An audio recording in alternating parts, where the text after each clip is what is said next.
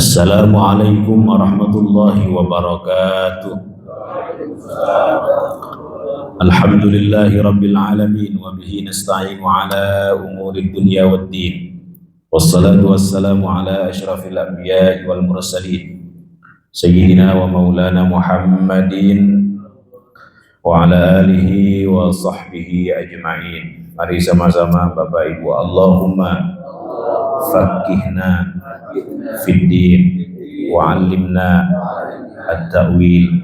Allahumma inna nas'aluka ilman nafi'a wa 'amalan salihan mutaqabbala wa rizqan wasi'an halalan tayyiban mubaraka.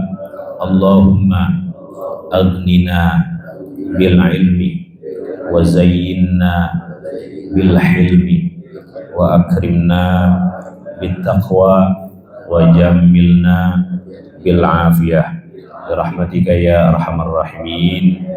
Alhamdulillahi rabbil alamin. Amma ba'd. Hadirin jamaah salat subuh Masjid Jami Al-Ikhlas Panorama Serpong yang dimuliakan Allah Subhanahu wa taala. Alhamdulillah, dalam kesempatan yang mulia ini kita kembali dalam kajian rutin kita, kajian Asy-Syama'il Al-Muhammadiyah karya Al-Imam Abu Isa At-Tirmidzi rahimahullah. Mudah-mudahan hadirnya kita di sini dicatat sebagai amal saleh, amal baik, amal ibadah yang dapat memperberat timbangan kebaikan kita di akhirat. Selain itu, mudah-mudahan semangatnya kita ngaji, semangatnya kita talabul ilmi menjadi sebab kita dimudahkan oleh Allah Subhanahu wa taala masuk ke dalam surganya. Sebagaimana sabda baginda Nabi besar Muhammad sallallahu alaihi wasallam, "Man salaka tariqan yaltamisu fihi ilma, sahalallahu lahu bihi tariqan ilal jannah." Barang siapa yang menempuh jalan untuk mencari ilmu, maka Allah akan mudahkan baginya jalan menuju surga. Dalam riwayat lain, man kharaja min baitihi li talabil ilmi fahuwa fi sabilillah hatta yarji.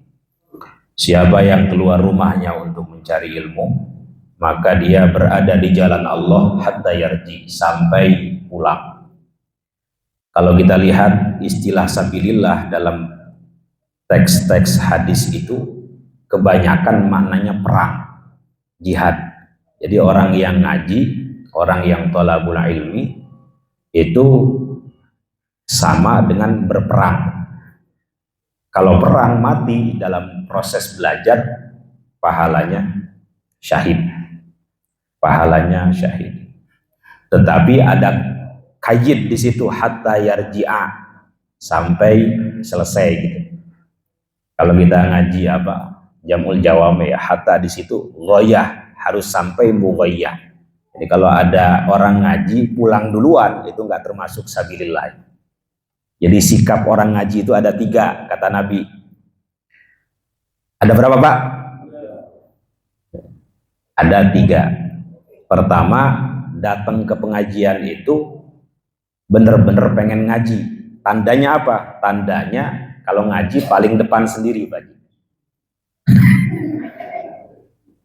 Itu kata Allah, kata Rasulullah, orang yang ngaji paling depan sendiri, dia ingin dekat dengan Allah. Cek dalam Bukhari, itu ada. Dalam Sahih Al-Bukhari. Yang kedua, jadi Nabi menggambarkan 3 orang. Yang satu maju ke depan, yang satu agak malu, Pak. Duduk di belakang. Maka Allah pun malu terhadap dia gitu. Artinya dia malu dengan pengajian, takut ditanyakah, takut dia apa, takut dia apa. Allah pun akan malu memberikan pahala terhadap dia. Yang ketiga, yang paling parah. Sebelum pulang, sebelum selesai dia pulang duluan. Itu dalam hadis dia a'radu an dzikrillah gitu. Lamun cek urang Sunda mah ngabalieur tina peringatan dari Allah Subhanahu wa taala, maka Allah pun a'radu anhu. Allah pun akan ngabalieur we di jelema eta, ngabalieur akan berpaling dari orang tersebut.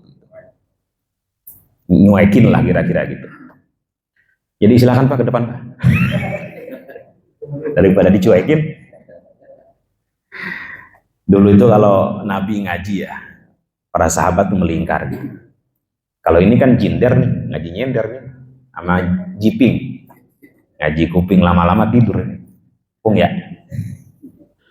Sampai bab apa? Sedari. Sampai bab apa nih? Nggak ada yang bawa kitab ya. Kalau nggak salah sih sekarang masuk bab tentang tidur nih, tentang tidur semua. Ada yang bawa kitab nggak, Pak Jik?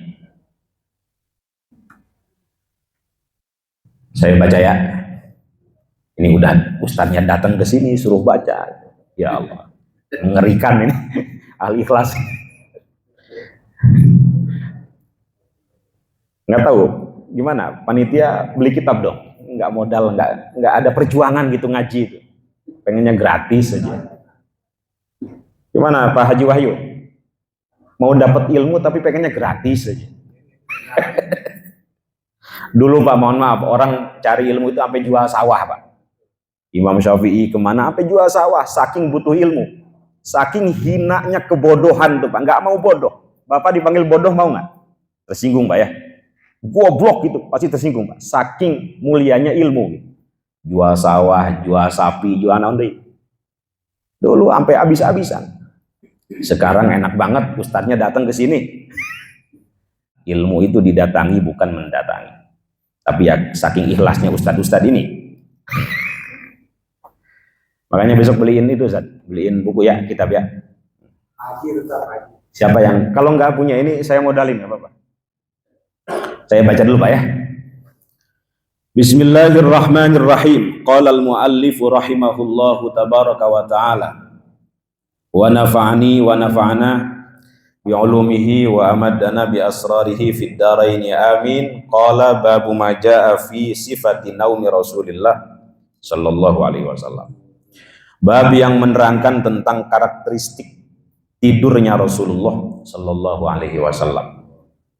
Wa bihadzal isnad al-muttasil ila al-Imam Abi Isa At-Tirmidzi rahimahullahu tabaraka wa ta'ala qala haddatsana Muhammad ibn al-Musanna qala akhbarana Abdurrahman ibn Mahdi qala akhbarana Israil an Abi Ishaq an Abdullah ibn Yazid anil Bara ibn Azib radhiyallahu anhu anna Rasulullah sallallahu alaihi wasallam, sesungguhnya Rasulullah sallallahu alaihi wasallam kana idza akhadha madja'ahu, apabila beliau berbaring di tempat tidurnya, wada'a kaffahu, maka Rasulullah sallallahu alaihi wasallam meletakkan kaffahul yumna, telapak tangan sebelah kanan. Jadi apabila Rasulullah sallallahu alaihi wasallam, saya ulang, berbaring di tempat tidurnya, Rasulullah sallallahu alaihi wasallam meletakkan telapak tangan kanannya tahta khaddihil aiman, di bawah khaddihi, pipinya al-aiman yang kanan. Wa qala, lalu Rasulullah sallallahu alaihi wasallam berdoa, Rabbi kini, ya Allah, kini hindarkan aku adzabaka, dari siksamu, yauma tab'atsu, pada hari tab'atsu engkau bangkitkan, ibadaka, seluruh hambamu. Hadisnya sampai situ. Kalau dalam riwayat lain, tidurnya itu menghadap ke kiblat Pak ya. Ini nanti mungkin boleh ditanya cara tidur Rasulullah secara medis. Di sini ada dokter kan? Nah, nanti tanya. Beliau Rasulullah bukan dokter, tetapi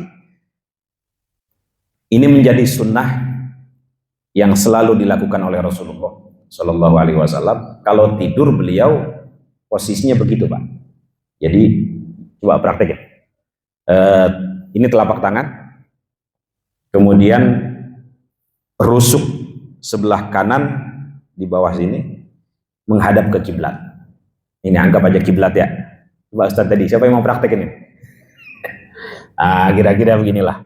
Terus kakinya nggak lurus begini Pak. Dalam satu riwayat kakinya begini, menyilang, dan itu dari sisi medis ternyata lebih santai dibanding kakinya lurus gitu ya. Nah, Rasulullah bukan dokter, tetapi setelah diteliti itu lebih sehat, Pak. Jadi tidur nggak lama pun kalau tidurnya begitu, itu bangun-bangun seger. Ya, itu nanti penelitian secara sainsnya. Tetapi sunnahnya yang dicontohkan oleh Rasulullah Sallallahu Alaihi Wasallam tidurnya seperti itu. Kalau bisa menghadap kiblat, Pak ya.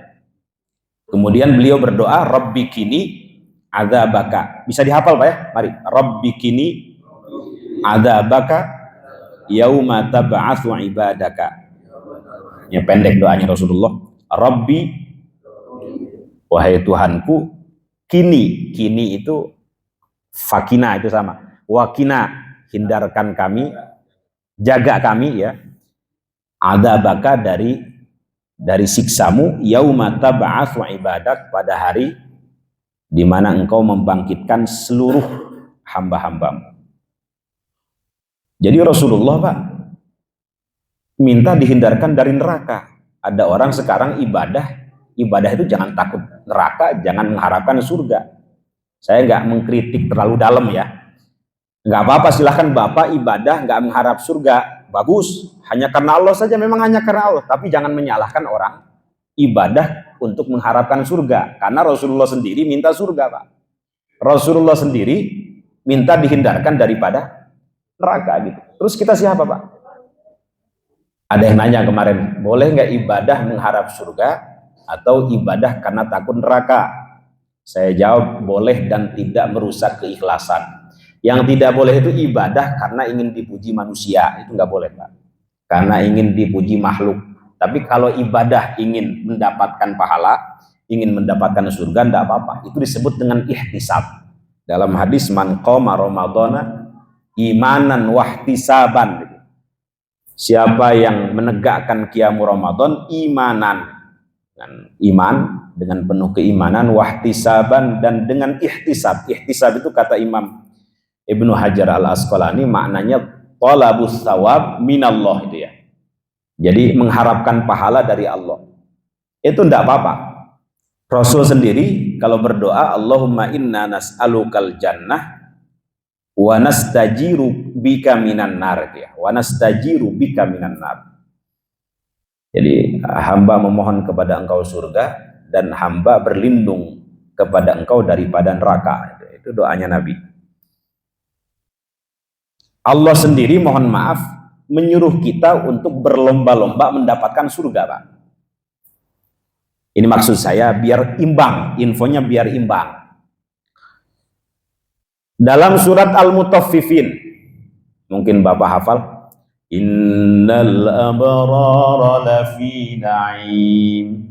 Terus alal araiki yanzurun. Terus ta'rifu fi wujuhihim nadratan na'im yusqawna min rahiqim makhtum. Terus khitamuhu misk. Bacanya jangan khitamuhu misk, Pak ya. Khitamuhu misk gitu ya. Ada orang bacanya khitamuhu misk gitu. Harus dilebur. Apalagi kaf di situ sifatnya hamas plus syiddah. Jadi misk gitu ya. Minal ard, jangan minal ard. Nah, itu. Terus apa lagi, Pak? Minhu, jangan minah tapi min haknya tetap ada. Perlu kita belajar tajwid ini walaupun udah tua, Pak ya.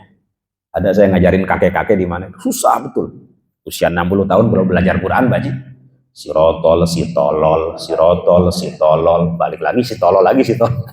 Enggak apa-apa, yang penting masih semangat belajar Quran. Walladzi yaqra'ul Qur'an wa huwa yatata'ta gitu, Pak. Wa huwa alaihi syakun ajron, itu lahu ajron. Orang yang baca Quran susah melafalkan ayat-ayat Quran, terbata-bata, hafalannya nggak lancar, dapat 2 pahala. Pertama ajrul tilawah, kedua ajrul masyaqqah ya. Pahala membaca Quran, kedua pahala karena dia sulit melafalkan ayat-ayat Quran, terus nggak berhenti untuk belajar itu. Tapi kalau bisa meningkat menjadi al-mahir bil Quran. Nah, tingkatannya begini Pak ya.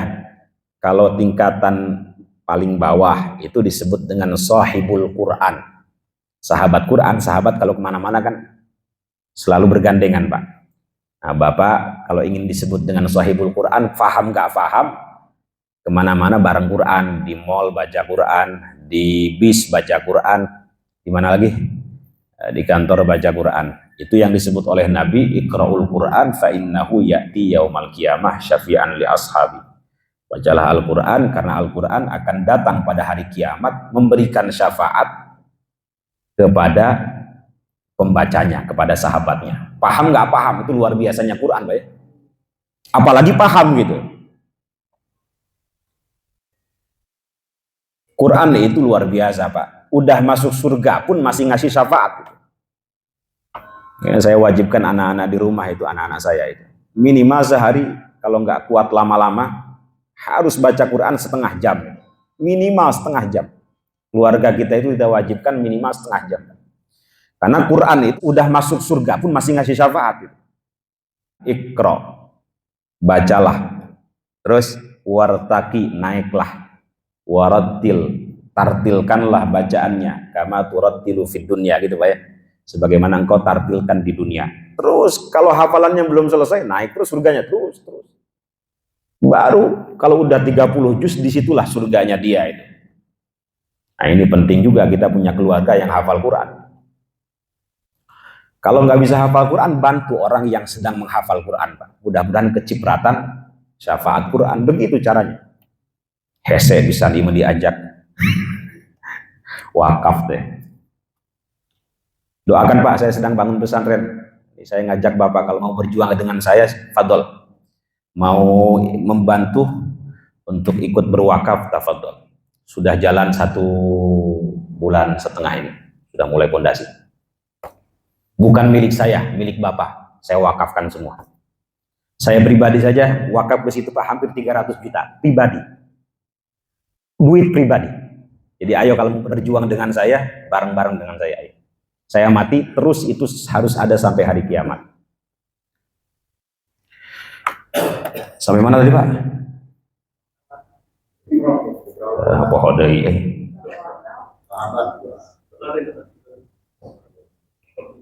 Sahibul Quran. Kalau bisa naik kepada al-mahir bil Quran. Dalam hadis, walladzi yaqra'ul Quran wa huwa mahirun bihi. Orang yang baca Quran, dia mahir dalam baca Quran. Faham makharijul huruf, sifatul huruf, ahkamul huruf, ahkamul maddi wal qasri, ahkamul waqfi wal ibtida, rasmul utsmani. Terus nanti apalagi Bapak paham qiraah sab'ah, qiraah asyrah. Itu surganya Pak ma'as safaratil kiramil bararah, beserta duta-duta Allah, para malaikat yang paling dekat dengan Allah. Ya termasuk malaikat Jibril, Mikail, Israfil.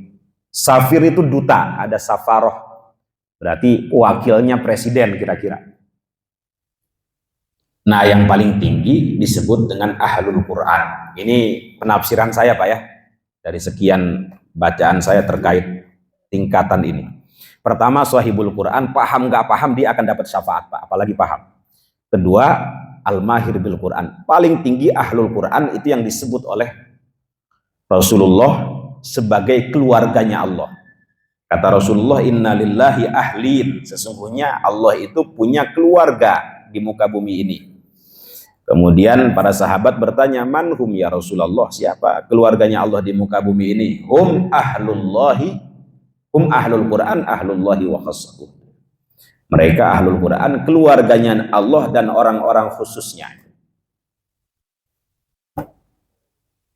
Bukan berarti Allah punya istri, bukan berarti Allah punya anak.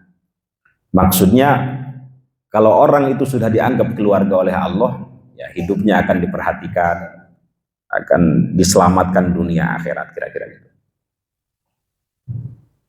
Tidak hanya hafal Quran, dia faham Quran, dia peduli terhadap baca tulis Quran, selalu menyiarkan Quran.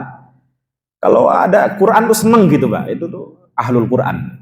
Gimana caranya Al-Quran ini bisa nyebar itu? Jadi pikirannya Quran terus, itu ahlul Quran Pak. Belum lama ada penelitian dari PT IKI, Perguruan Tinggi Ilmu Al-Quran, yang kampusnya di Pasar Jumat apa? Pasar Jumat ya. 60% masyarakat Indonesia itu masih buta huruf Al-Quran, Pak. 60%. Ya Allah. Terus kita ini ngapain aja gitu, Pak ya? Pengen dapat syafaat Quran tapi nggak bisa baca Quran. 60%, Pak. Jadi ini tugas Ustadz Teddy, tugas Pak Haji Dedi, masih banyak dosa kita. Di sekeliling kita masih banyak yang belum bisa baca Quran, Pak. Padahal Quran media termudah menurut saya. Satu huruf berapa, Pak? 10 kebaikan. Kalau diulang-ulang, waduh, menghimpun pahala, Pak. Makanya guru kami Kiai Abdul Hamid Pasuruan tuh kalau ada tamu, Pak, sering nasehatin, Bapak menghafal juz amma ke bawah ya. Kiai Hamid yang dari Pasuruan tuh. Kalau ada yang tua-tua disuruh ngapalin tuh, Pak. Bapak menghafal surat Kahf, Yasin, Tabarok ya. Kok tega banget beliau nyuruh para tamunya itu ngapalin Quran gitu. Oh, beliau pengen di akhir hayatnya tamu-tamu ini dalam keadaan sedang menghafal kitabullah gitu. Coba kalau mati dalam keadaan menghafal Quran, Pak. Enak banget itu. Dalam keadaan bergandengan dengan Quran. Yakin saya orang begitu akan ditolong dalam proses sedang menghafal Al-Quran. Siapapun yang hidupnya selalu bergandengan dengan Quran, dia akan dimuliakan sebagaimana Al-Quran mulia. Malaikat Jibril didaulat sebagai Sayyidul Malaikah karena bergandengan dengan Al-Quran. Mau menyampaikan wahyu kepada Rasulullah.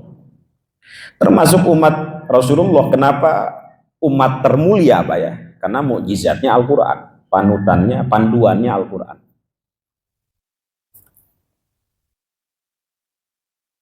Yang pertama apa tadi, Pak? Mohon maaf diulang. Sohibul Quran. Ningkat sedikit al-mahir bil Quran. Paling tinggi ahlul Quran. Itu udah keluarganya Allah dan orang-orang khususnya. Hati-hati kalau ada orang begitu, jangan sampai disakiti, Pak, menyakiti. Itu dalam hadis inna min ijlalillahi ikromadis syaibatil muslim wa hamilal Quran ghairal jafi anhu. Ini diantara atau termasuk mengagungkan Allah itu adalah mengagungkan orang yang hafal Al-Quran tanpa berlebihan. Jangan sampai diabaikan. Kalau di lingkungan kita ada orang yang hafal Quran, perhatikan. Karena kewajiban kita menghormati mereka adalah perintah dari Rasulullah Shallallahu Alaihi Wasallam. Mungkin mereka tidak minta dihormati, tapi kewajiban kita menghormati. Kemudian wa ikramadis sultanil muqsid gitu ya. Memuliakan pemimpin yang adil, Pak ya. Kalau nggak adil ya yang adil. Ada nggak pemimpin yang adil, Pak? Dulu ada siapa? Khalifah Umar bin Abdul Aziz, terkenal itu. Sampai kodok aja dikasih makan nggak mau, saking kenyangnya, Pak. Itu tanda pemimpinnya adil. Oke, apa lagi, Pak? Udah, Pak ya? Ustaz tadi bawa kita, Pak. Saya baca lagi nih. Saya yang baca, saya yang nerangin. Bismillahirrahmanirrahim wa bihi ilaihi qala. Ini, Pak ya, kode kalau baca hadis, Pak, harus diawali dengan wa bihi ilaihi qala itu ya. Itu menandakan bahwa sanad saya sampai kepada muallif. Kalau baca di awal wa bihadzal isnad al-muttasil ila al-Imam Abi Isa At-Tirmidzi, begitu. Etikanya begitu. Sanad ini sampai kepada Imam At-Tirmidzi. Qala berkata siapa Imam At-Tirmidzi? Haddatsana baru. Begitu. Tapi kalau diringkas wa bihi ilaihi qala. Itu yang diajarkan oleh guru kami Kiai Ali Mustafa Yaqub. Qala haddatsana Muhammad bin al-Musanna qala akhbarana Abdurrahman qala akhbarana Israil an Abi Ishaq an Abi Ubaidah an Abdullah mithlah wa qala yauma tajma'u ibadak. Ini dalam riwayat yang lain redaksinya bukan yauma tab'atsu ibadak tetapi yauma tajma'u ibadak. Pada hari tajma'u engkau mengumpulkan ibadak seluruh hambamu. Kalau yang tadi yaumata ba'atsu ibadah berarti yaumul ba'ats. Kalau ini yaumata jma'u berarti bisa yaumul ba'ats, bisa dalam keadaan di padang mahsyar, itu bisa saja seperti itu. Nah, itu kan dalam keadaan genting, Pak ya. ketika dibangkitkan pertama kali itu digambarkan oleh Sayyidah Aisyah, kita dalam keadaan tidak memakai pakaian sehelai pun.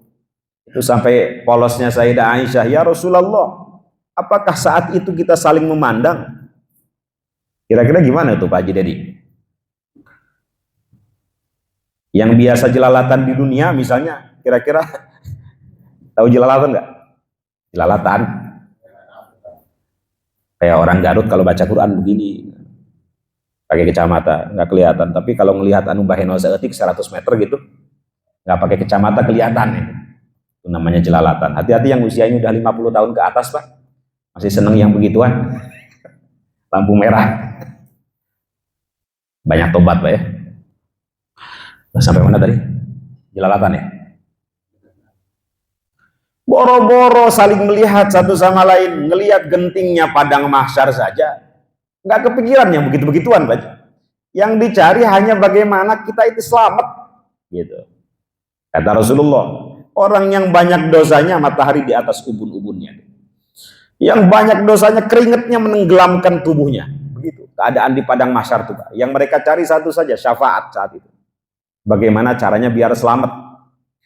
Kecuali 7 orang itu juga dapat syafaat, tapi nggak pakai syafaat pun udah selamat itu. Siapa aja Pak? Imamul Adil, Al-Imam Al-Adil. Sab'atun yudhilluhumullah yaumal qiyamati fi dhillihi yauma la dhilla illa dhilluh. Ada 7 golongan yang langsung mendapatkan perlindungan dari Allah, di mana yang lainnya bingung nyari syafaat, nyari perlindungan Pak. Yang 7 orang ini langsung mendapatkan perlindungan. Mudah-mudahan kita masuk di antaranya itu Pak. Pertama, Al-Imamul Adil. Kedua, rajulun qalbuhu mu'allakun bil masajid. Orang yang hatinya selalu terpaut dengan masjid. Jadi gimana caranya masjid ini makmur? Jamaah nggak pernah terlewat. Kalau terlewat rasanya gimana? Resah. Ini ada yang kurang mana nih? Dia pikirin. Jadi hatinya itu bagaimana makmur masjid ini. Yang begitu Pak, nggak perlu syafaat, langsung dapat perlindungan dari Allah. Jadi memang butuh pengorbanan kalau kita pengen sesuatu itu. Pengen sesuatu yang mulia itu butuh, harus ada yang dikorbankan. Kalau pengen mulia, saya punya adik saya 4 perempuan semua, sekolah di sekolah sendiri, bisa aja gratis Pak Haji, sekolah sendiri. Tapi ayah saya bilang bayar semua itu. Kenapa? Nggak boleh ilmu itu gratis. Harus ada perjuangan maksudnya.